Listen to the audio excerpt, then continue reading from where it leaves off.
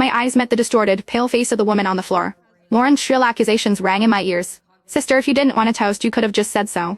There's no need to pretend to be crazy to anger Mr. 7. Is this how you act as Nathan's wife? Are you trying to embarrass Nathan?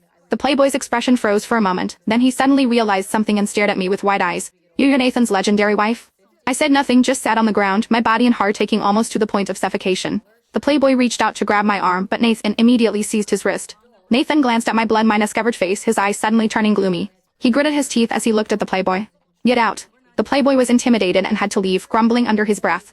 Nathan, are you crazy? If I had known she was your psycho wife, I wouldn't have touched her. As the playboy disappeared, I got up to leave, but my arm was once again gripped by a large hand. Sophia, aren't you happy now that you don't have to be punished? Did those 2 years on the island not teach you how to behave? You only had a toasted ring, and this would have been over.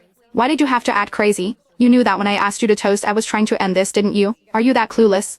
Looking at the angry Nathan, I responded with bloodshot eyes. This time I finally didn't hold back and retorted. Nathan, I'm your wife. If you had just made my identity clear, this would have been over just the same. My words were clear. It was him, he was the one who wanted to play with my vanity to protect Lauren's face, which is why he never said anything. Caught off guard by my revelation, Nathan felt a bit guilty. Lauren, seeing this, wanted to defend him. But Nathan frowned and spoke up to stop her. Sure. Enough, shut up and wait for me in the car. After her footsteps faded away, he sighed. I'm sorry, but I still need to explain. I really didn't know what stuffing eggs meant. If I had known, I wouldn't have agreed from the start. As for Lauren, I hope you can understand. After all, she just came back to the country and saw that I was Marminus. Nathan stopped abruptly, but I could still guess what he was going to say. He wanted to say that Lauren was in a bad mood because she found out he was married, so she deliberately gave me a hard time and he wanted me to forgive her.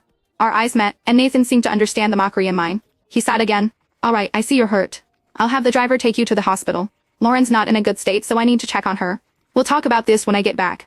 Without waiting for my response, he added, although you didn't complete the task, I'll allow you to count this as one forgiveness voucher. With that, he turned and left. Watching his retreating figure, I touched my still bleeding forehead and burst into laughter. But I didn't care anymore. Just 2 more times, and once I've paid my debt, I'll leave. From now on, I won't suffer his mistreatment anymore. It was late at night when the driver sent me home. Nathan hadn't returned, and I didn't bother to ask. The next day, his assistant brought his gift to commercial property deeds. He specifically emphasized that one was compensation for forcing me to lick the cream, and the other was an apology for the egg incident. Expressionless, I labeled the deeds with numbers 96 and 97, then carelessly stuffed them into the safe. The maid beside me smiled fondly. Mr. Nathan really dotes on you, ma'am. He's been giving gifts more and more frequently. I smiled without saying a word. She didn't know that these were just Nathan's compensations after hurting me each time. Looking at the safe full of property deeds, I knew I would be able to leave soon. But before I left, I just wanted to take one camera with me.